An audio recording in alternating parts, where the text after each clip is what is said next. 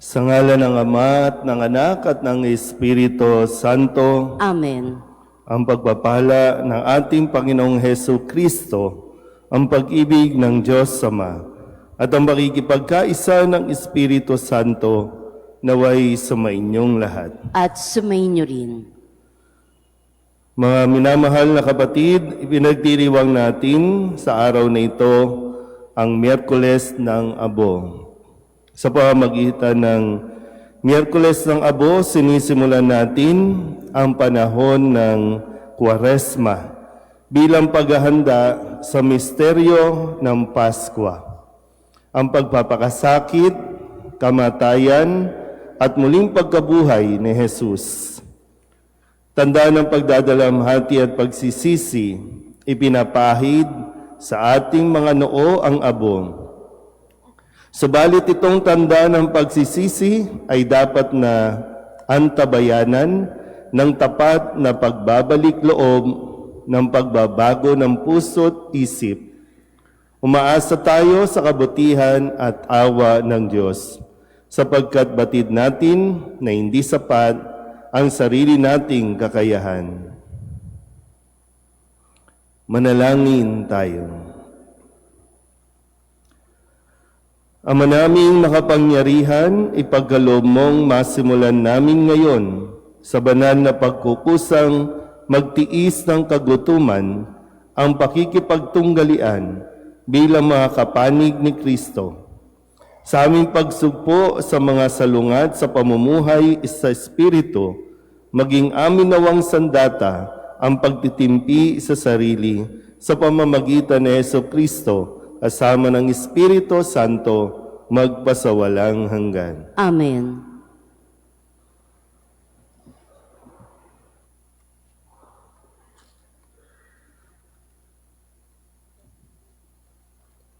Pagbasa mula sa aklat ni Propeta Joel.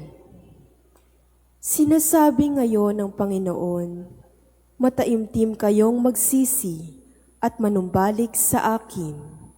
Kayo'y mag-ayuno, manangis at magdalamhati. Magsisi kayo ng taos sa puso, hindi pakitang tao lamang. Magbalik loob kayo sa Panginoon na inyong Diyos. Siya'y may magandang loob at puspos ng awa, mapagpanihod at tapat sa kanyang pangako. Laging handang magpatawad at hindi magpaparusa. Maaaring lingapin kayo ng Panginoon at bigyan ng masaganang ani. Kung magkagayon, mahahandugan natin siya ng haing butil at alak. Ang trumpeta ay hipan ninyo sa ibabaw ng bundok ng Sion. Iutos ninyo na mag-ayuno ang lahat. Tawagin ninyo ang mga tao para sa isang banal na pagtitipon. Tipunin ninyo ang lahat, matatanda't bata, pati mga sanggol, at maging ang mga bagong kasal. Mga saserdote, kayo'y tumayo sa pagitan ng pasukan at ng dambana. Manangis kayo't manalangin ng ganito, mahabag ka sa iyong bayan, O Panginoon. Huwag mong tulutang kami humakit, pagtawanan ng ibang mga bansa at tanungin, nasaan ang inyong Diyos? Pagkaraan, ipinamalas ng Panginoon na siya'y nagmamalasakit sa kanyang bayan. Ang salita ng Diyos. Salamat sa Diyos. Poon, iyong kaawaan, kami sa iyo'y nagsisuway. Poon iyong kaawaan, kaming sa iyo'y nagsisuway. Ako'y kaawaan, O mahal kong Diyos, sang-ayon sa iyong kagandahang loob. Mga kasalanan ko'y iyong pawiin, ayon din sa iyong pag-ibig sa akin. Linisin mo sana ang aking karumhan, at ipatawad mo yaring kasalanan. Poon iyong kaawaan, kaming sa iyo'y nagsisuway. Ang pagsalansang ko ay kinikilala, laging nasa isip ko at alaala. Sa iyo lang ako nagkasalang tunay at ang nagawa ko'y di mo nagustuhan. Poon iyong kaawaan, kaming sayo'y nagsisuway. Isang pusong tapat sa aki likhain, bigyan mo, O Diyos, ng bagong damdamin. Sa iyong harapay, huwag akong alisin, ang espiritu mo ang pagpahariin. Poon iyong kaawaan, kaming sayo'y nagsisuway. Ang galak na dulot ng iyong pagliligtas, ibalik at ako ay gawin mong tapat. Turuan mo akong makapagsalita at pupurihin ka sa gitna ng madla. Poon iyong kaawaan, kaming sayo'y nagsisuway.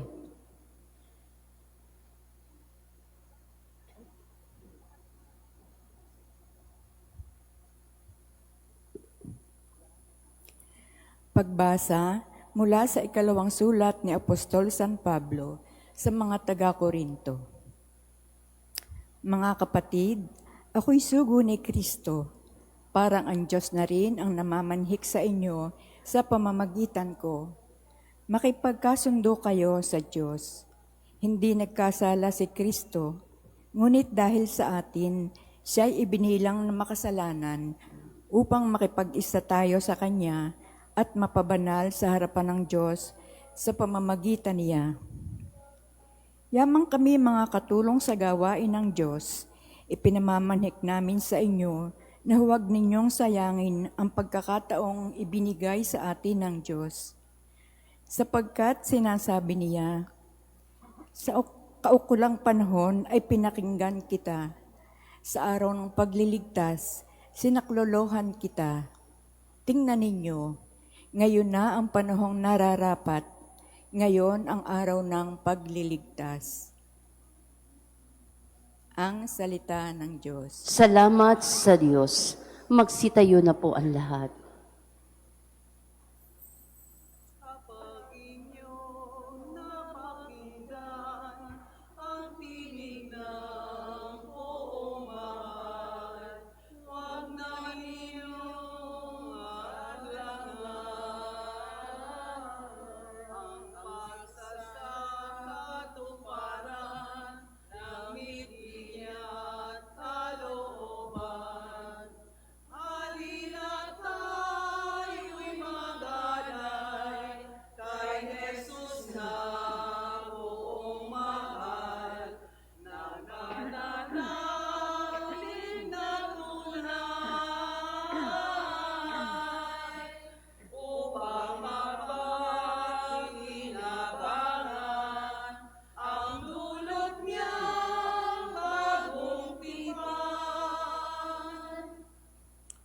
Sumainyo ang Panginoon. At sumainyo rin. Ang mabuting balita ng Panginoon ayon kay San Mateo. Papuri sa iyo, Panginoon.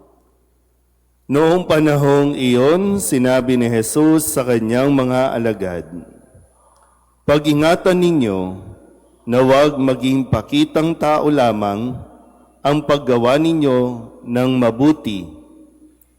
Kapag ganyan ang ginawa ninyo, wala kayong matatamong gantimpala buhat sa inyong amang nasa langit. Kaya nga, kapag naglilimos ka, huwag mo nang ipagmakaingay ito katulad ng ginagawa ng mga mapagpaimbabaw doon sa sinagoga at sa mga lansangan. Ginagawa nila ito upang purihin sila ng mga tao. Sinasabi ko sa inyo, tinanggap na nila ang kanilang gantimpala.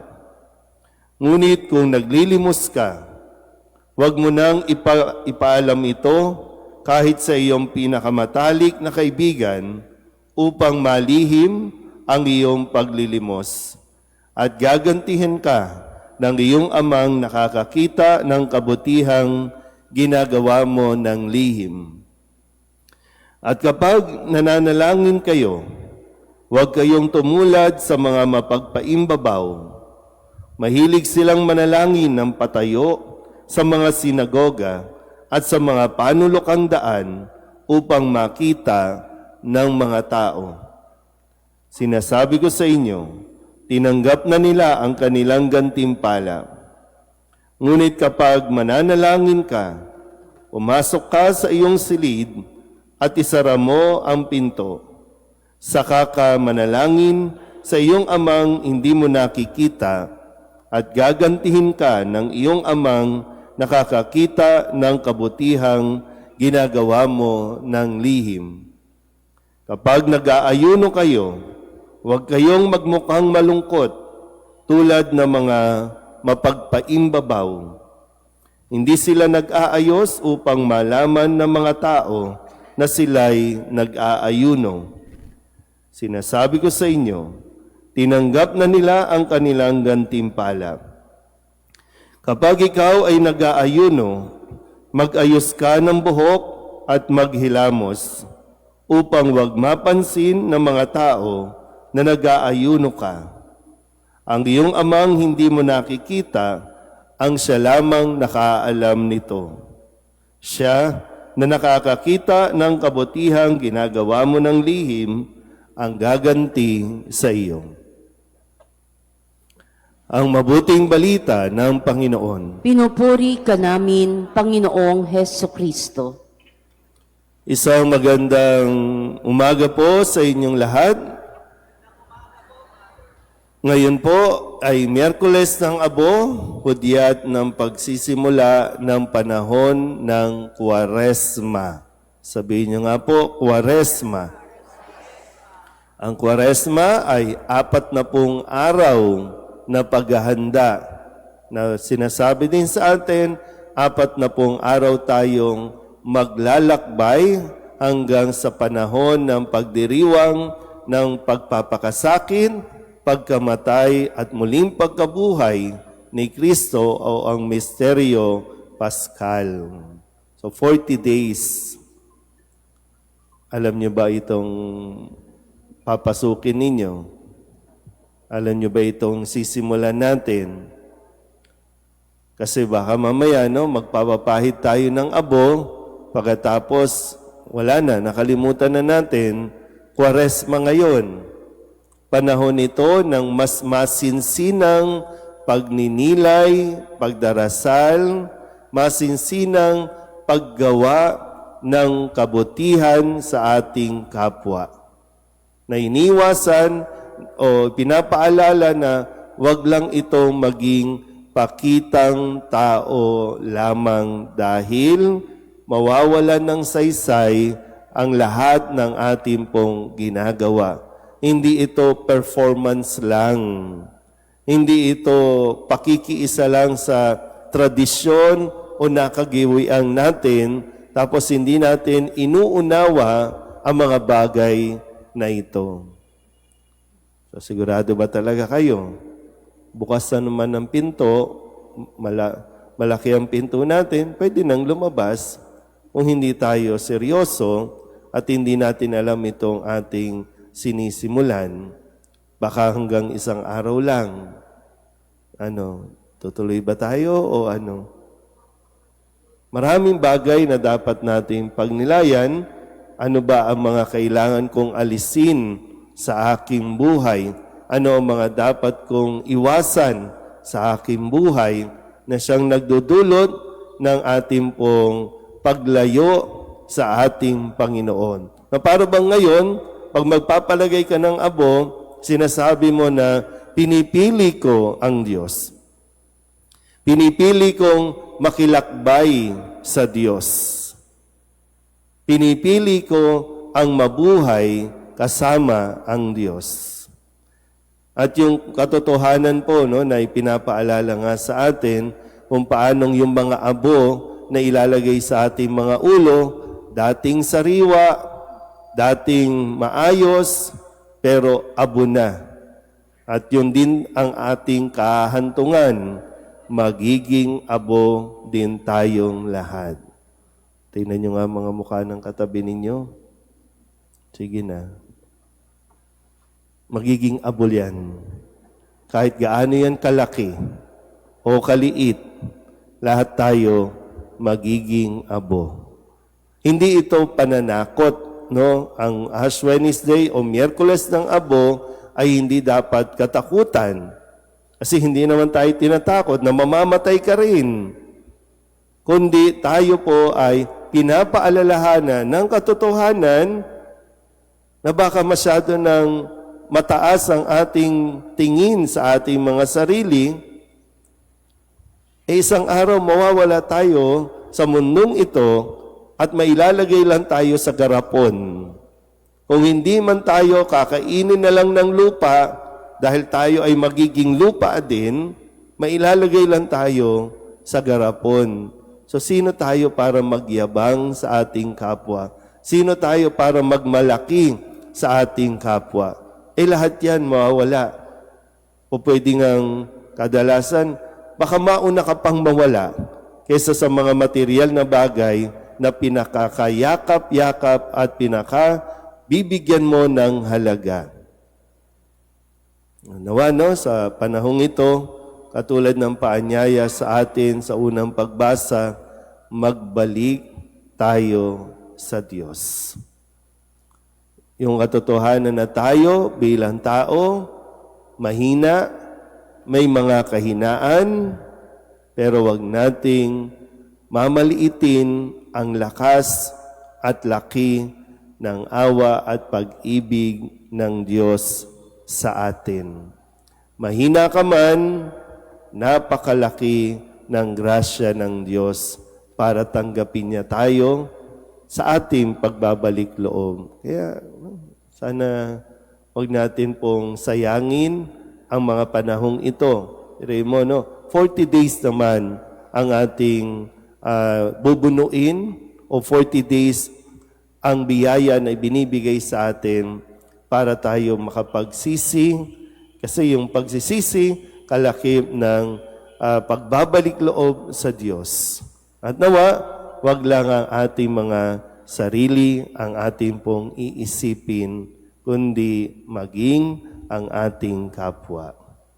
Amen?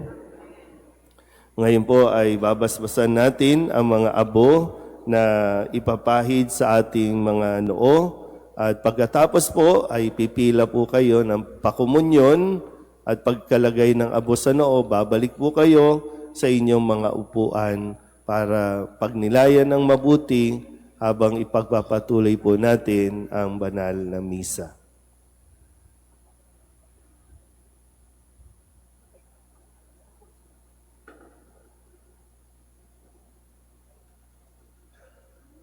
Magsitayo po ang lahat. Minamahal na mga kapatid, manalangin tayo sa Amang May Kapal upang ang mga abong sa ulo natin ilalagay para ipahiwatig ang pagbabagong buhay ay marapatin niyang gawaran ng kanyang pagpapala at malaking pagmamahal.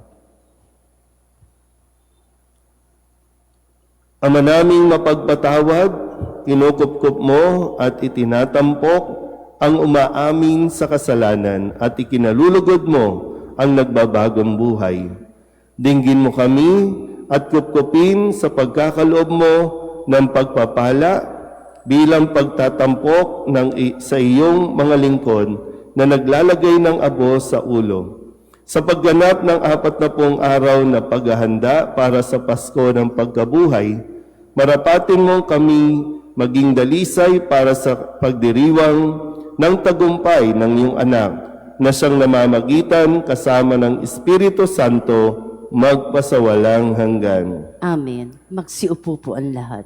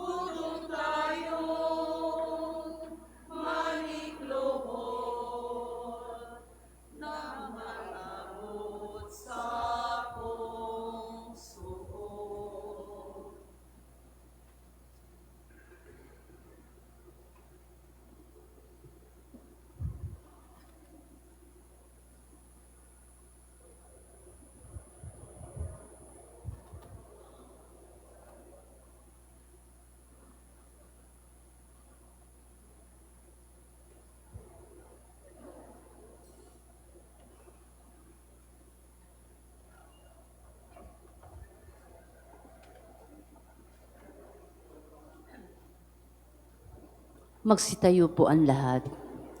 Sa pagpasok natin sa panahon ng Kwaresma, inaanyayahan tayong tumugon sa Diyos na tumatawag sa atin upang magbalik sa Kanya ng buong puso. Sa bawat panalangin ang ating itutugon, Panginoon, dinggin mo ang iyong bayan. Panginoon, dinggin mo ang iyong bayan. Bilang isang simbahan, makaisa nawa tayo ni Kristo sa kanyang pagpapakasakit sa pagpasok natin sa panahong ito ng Kwaresma. Manalangin tayo sa Panginoon. Panginoon, dinggin mo ang iyong bayan. Madisiplina nawa natin ang ating mga sarili sa pamamagitan ng pag-aayuno at pagsasakripisyo. Manalangin tayo sa Panginoon. Panginoon, dinggin mo ang iyong bayan. Imulat nawa natin ang ating mga mata sa mga kapatid nating lubos na nangangailangan sa pamamagitan ng pagkakawanggawa at paglilingkod. Manalangin tayo sa Panginoon. Panginoon, dinggin mo ang iyong bayan. Dumulog nawa tayo sa sakramento ng pangungumpisal, lalo na sa panahong ito ng pagpapakasakit at pagbabago. Manalangin tayo sa Panginoon. Panginoon, dinggin mo ang iyong bayan. Maging masaya at mapayapa nawa sa piling ng Diyos ang mga kapatid nating yumao. Manalangin tayo sa Panginoon. Panginoon, dinggin mo ang iyong bayan. O Diyos na mahabagin, tunghayan mo ang mga kahilingan namin, nawa ang mga abong aming tinanggap ay tunay na maging sagisag ng aming pangakong tuparin ang iyong kalooban. Hinihiling namin ito sa pamagitan ni Kristong aming Panginoon. Amen.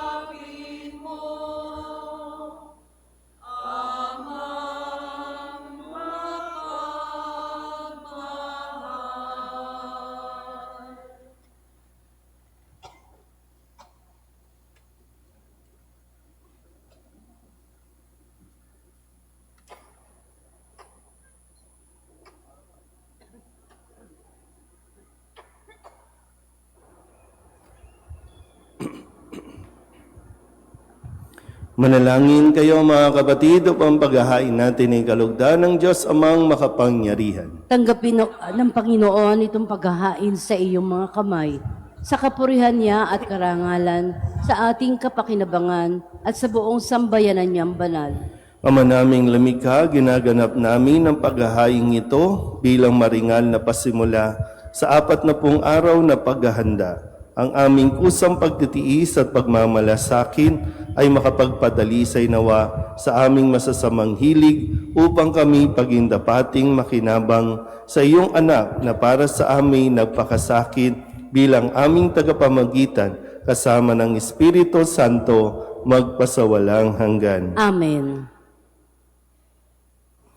Sumainyo ang Panginoon. At sumainyo rin. Itaas sa Diyos ang inyong puso at diwa. Itinaas na namin sa Panginoon. Pasalamatan natin ang Panginoong ating Diyos. Marapat na siya ay pasalamatan. Ama naming makapangyarihan, tunay ngang marapat na ikaw ay aming pasalamatan sa pamamagitan ni Hesu Kristo na aming Panginoon. Sa aming kusang pagtitiis ng hirap, tinutulungan mo ang aming maitumpak ang kinamiyas ng pagsalungat sa pananagutang iyong iniatas sa aming pagtulad sa anak mong mahal na nagpakasakit para sa tanan, ang pagsisikap nami iyong kinalulugdan at ang pagpapakabuti nami iyong ikinararangal. Kaya kaysa ng mga anghel na nagsisiawit ng papuri sa iyo nang walang humpay sa kalangitan, kami nagbubunyi sa iyong kadakilaan.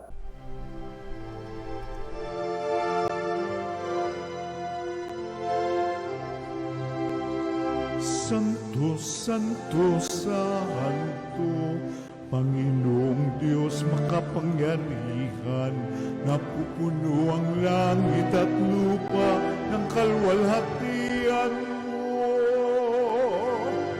Hosana sa kaitaasan, pinagpalang na paririto sa ngalan ng Panginoon. Hosana sa kaitaasan.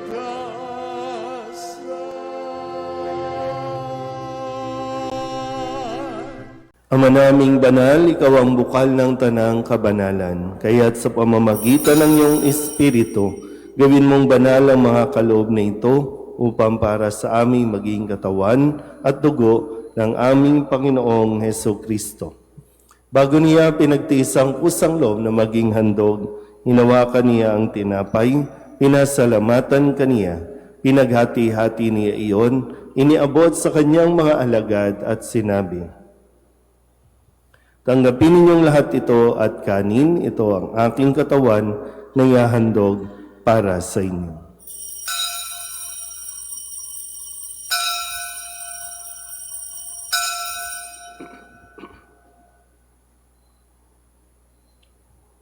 Gayun din naman, nung matapos ang hapunan, hinawakan niya ang kalis, muli kaniyang pinasalamatan. Iniabot niya ang kalis sa kanyang mga alagad at sinabi, "Tanggapin ninyong lahat ito at inumin. Ito ang kalis ng aking dugo, ng bago at walang hanggang tipan. Ang aking dugo na ibubuhos para sa inyo at para sa lahat, sa ikapagpapatawad ng mga kasalanan. Gawin ninyo ito sa pag-alaala sa akin."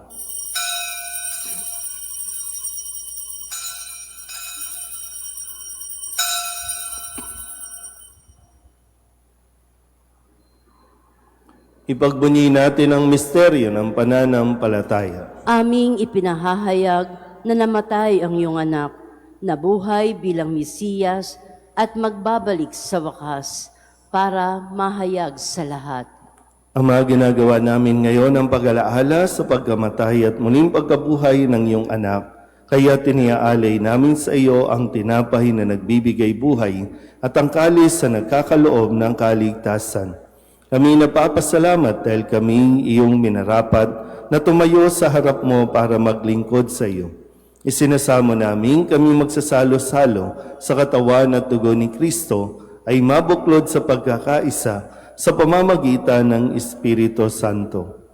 Ama, lingapin mo ang iyong simbahang laganap sa buong daigdig.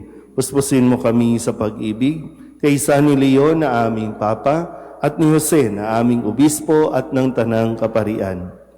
Alalahanin mo rin ang mga kapatid naming nahimlay na may pag-asang sila'y muling mabubuhay, gayon din ang lahat ng mga pumanaw. Kawaan mo sila at patuloyin sa iyong kaliwanagan. Kawaan mo at pagindapating kaming lahat na makasalo sa iyong buhay na walang wakas. Kaysa ng mahal na Birheng Maria na ina ng Diyos, ng kanyang kabiyak ng pusong si San Jose, kaysa ng mga apostol at ng lahat ng mga banal na namuhay dito sa daigdig ng kalugod-lugod sa iyo, may pagdiwang nawa namin ang papupuri sa ikararangal mo sa pamamagitan ng iyong anak na aming Panginoong Hesu Kristo. Sa pamamagitan ni Kristo, kasama niya at sa Kanya, ang lahat ng parangal at papuri ay sa iyo, Diyos Amang makapangyarihan, kasama ng Espiritu Santo, magpasawalang hanggan.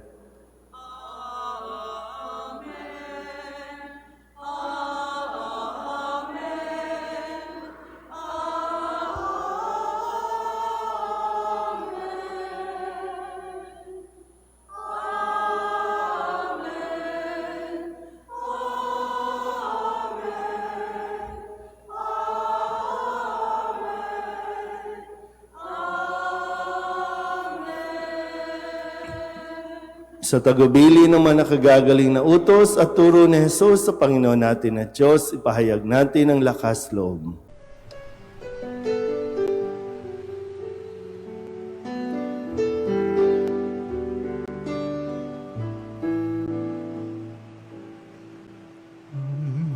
namin sumasalang ka, sambahin ang ngalan mo, mapasa amin ang kaharian mo, sundin ang loob mo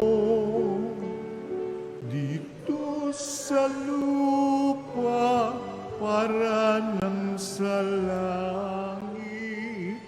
Bigyan mo po kami ngayon ng aming kakanin sa araw-araw at patawarin mo kami sa aming mga sala para ng pagpapatawan namin sa nagkakasala sa amin. At huwag mo kaming ipagdulot sa tukso,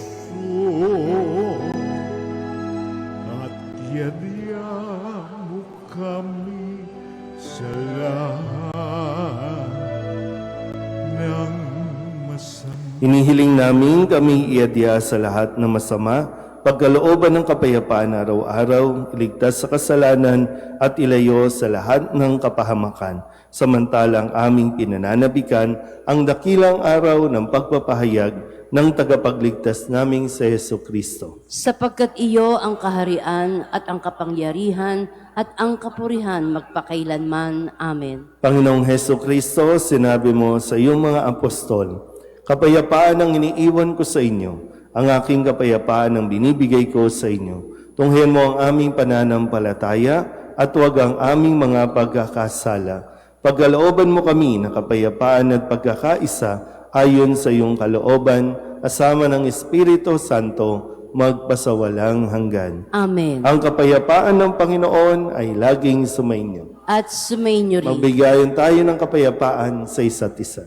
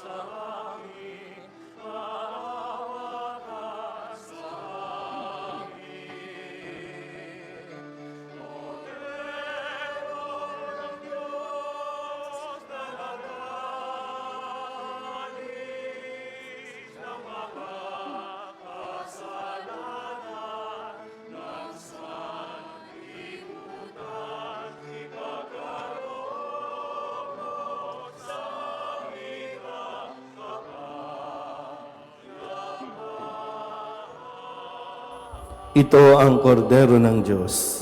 Ito ang nag-aalis sa mga kasalanan ng sanlibutan. Mapalad ang mga inaanyayahan sa kanyang piging. Panginoon, hindi ako karapat-dapat na magpatuloy sa iyo, ngunit sa isang salita mo lamang ay gagaling na ako.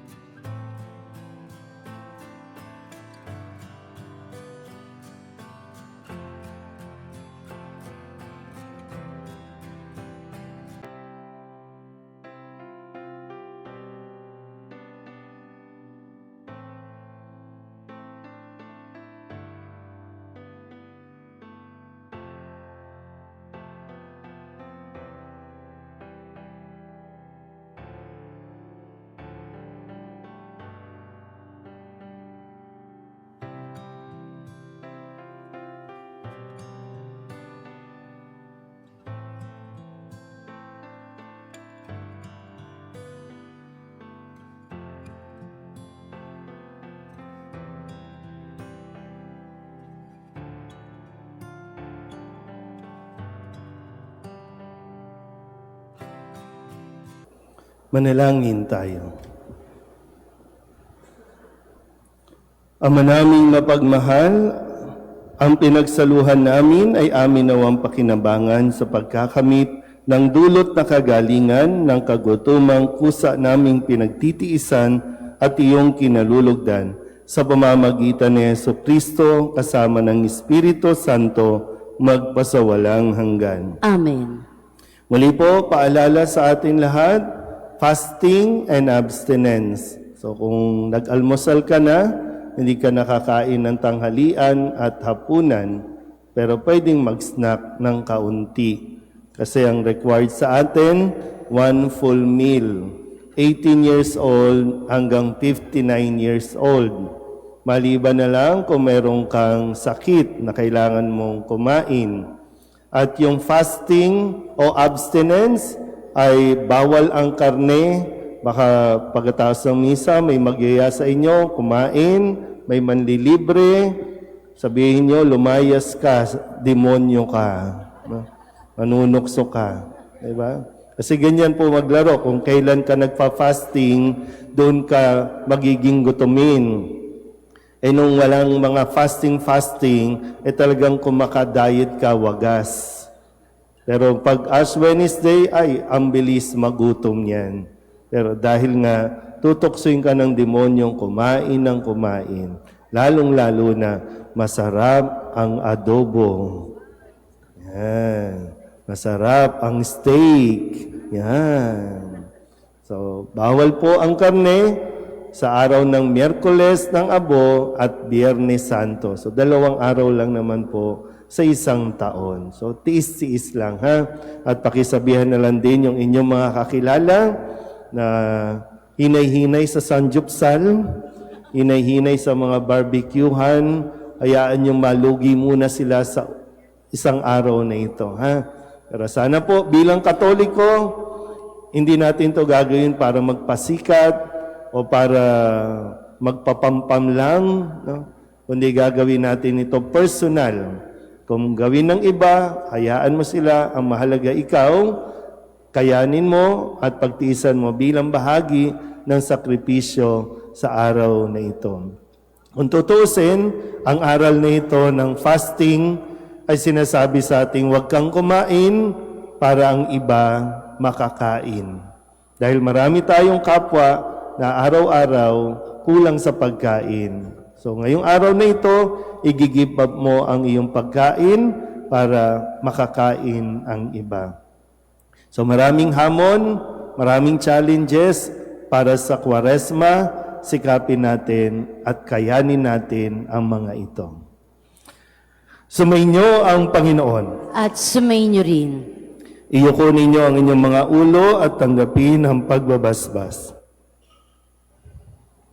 Ang Diyos Amang maawain na nagkaloob sa inyo ng anak niyang nagpakasakin bilang huwaran ng pag-ibig ay siya nawang magbasbas sa inyong lahat, pakundangan sa paglilingkod ninyo sa Kanya at sa kapwa ngayon at magpasawalang hanggan. Amen. Pakundangan sa Kanyang kamatayan upang kayo'y huwag dumanas ng walang katapusang pagkamatay, makamtanawa ninyo ang buhay na walang hanggan. Amen. Pakundangan sa pagpapakumbaba niya para sa iyong kapakanan, kayo naway makasalo sa kanyang muling pagkabuhay, ngayon at magpasawalang hanggan. Amen. At pagpalaing kayo ng makapangyarihang Diyos, Ama at Anak at Espiritu Santo. Amen. Tapos sa banal na misa, umayo tayo sa kapayapaan ni Kristo. Salamat sa Diyos. Sa mga nahuli sa pagpapahid, pumila lang po dito at kayo po ay papahiran ng abo. Magandang umaga po.